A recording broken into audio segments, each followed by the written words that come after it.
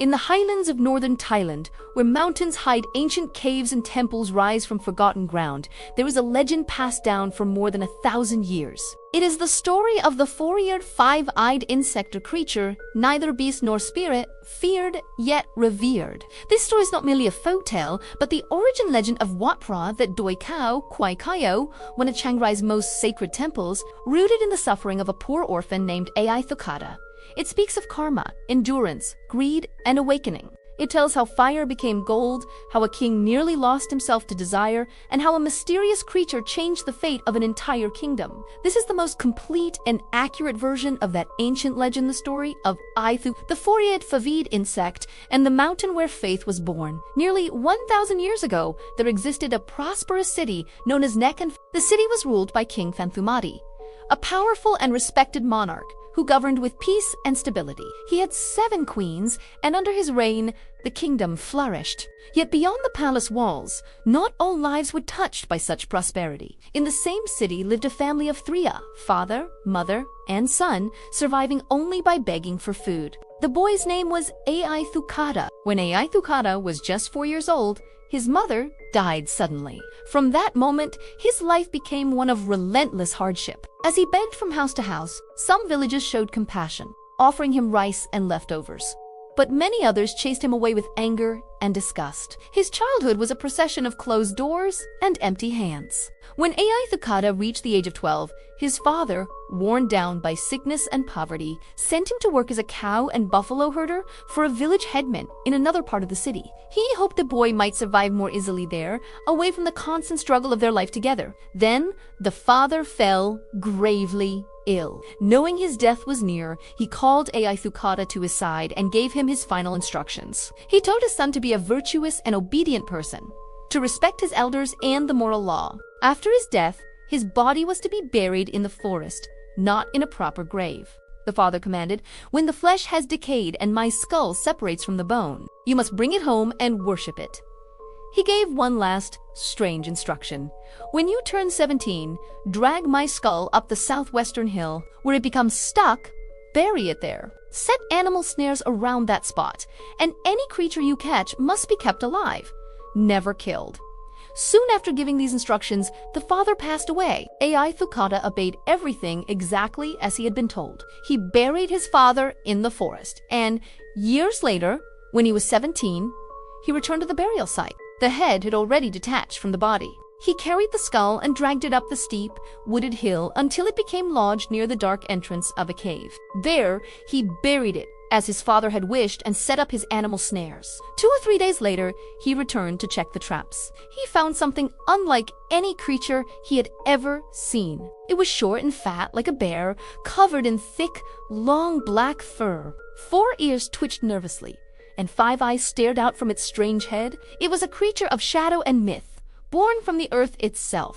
Terrified yet reverent Ai Thukkhata believed this thing was his father, reborn in a new form. He prayed to the sacred spirits of the mountain, carefully freed the creature from the snare, and brought it home in secret, hiding it in a small pen behind his hut. This creature became known as the four-eared, five-eyed insect. Ai Thukkhata offered the creature rice and water, but it refused to eat. Days turned into nights, and the creature ate nothing, its 5 eyes watching him with an unnerving stillness. Ai Thukkhata was busy with his daily work, tending cattle and buffalo for the headman, and had little time to care for his strange secret.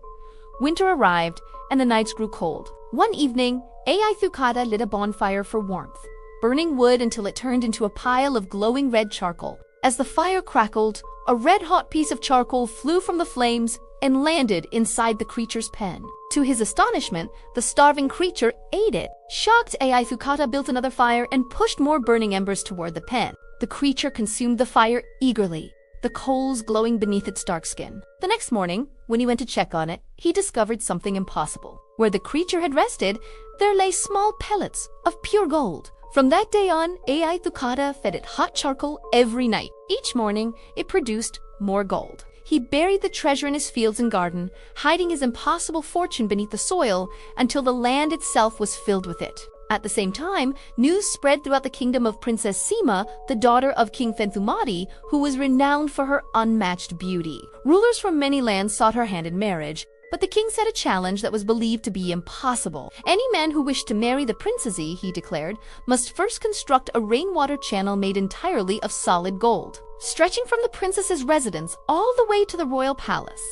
No one believed it could be done, but Ai Thukkhata heard of the king's decree. Using the endless supply of gold from the four-eared five-eyed insect, he hired the finest craftsmen in the kingdom and set them to work. Soon, the city awoke to a sight that defied belief, a golden waterway gleaming under the sun, stretching across the land like a river of light. The king, in disbelief, sent his ministers to investigate. The trail of gold led them directly to the humble house of Ai Thukkhata, the poor buffalo herder. A grand road was built to connect his home to the palace. At the auspicious hour, Ai Thukkhata married Princess Sima and was dressed in royal attire.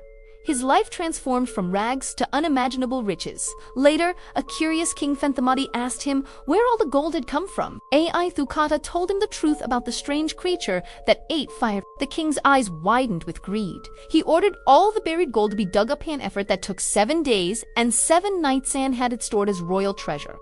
But that was not enough. The king demanded to see the four-eared, five-eyed insect for himself. When the king's men arrived, the creature, sensing their greed, was frightened and escaped. Twice it fled captured, but on the third attempt, it was caught and locked in a heavy cage. One day, the king, unable to control his desire, opened the cage, intending to touch the source of his new wealth. In that instant, the creature escaped again, darting from the palace and fleeing into the very cave on the hill where it was first caught. The king, maddened by the loss of his prize, pursued it alone into the darkness. Suddenly, the ground trembled. The cave collapsed, sealing the entrance with a wall of rock and earth. King Panthamadi was trapped inside. Alone in the suffocating darkness, believing he would die, the king was consumed by regret. He saw that it was his own greed that had brought him to this end. As despair set in, a small crack opened in the stone, just wide enough for his voice to pass through. Through it, he summoned his ministers and his 7 queens. He ordered them to expose their bodies before the sealed cave, believing this act of utter humility would save him. 6 of his queens refused, overwhelmed by shame. But the 7th queen, a concubine of lower rank, overcame her fear and obeyed his command. Achi, that moment a strange, deep laughter echoed from within the cave, and the entrance burst open. The king stumbled out into the light, humbled and shaken. He embraced the 7th queen, declaring his favor for her above all others.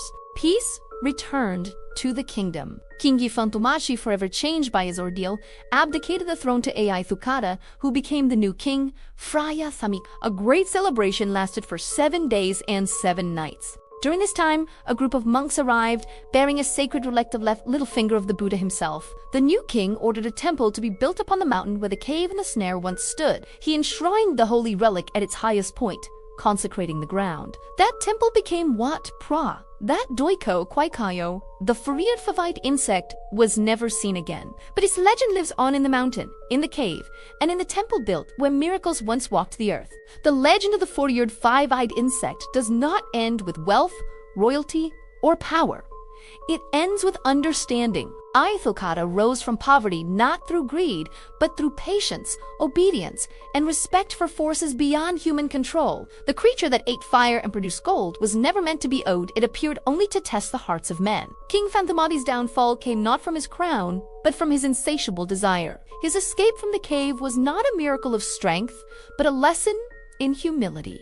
From the place where temptation once lived, Wat Phra, that doi Kaeo, Kwai Kaeo, was built. A sacred relic now rests where a strange creature once walked, transforming a sight of fear into one of devotion. The four-eared five-eyed insect vanished into legend, but its lesson remains. True wealth is not what is taken from the fire, it is what remains when greed is finally released.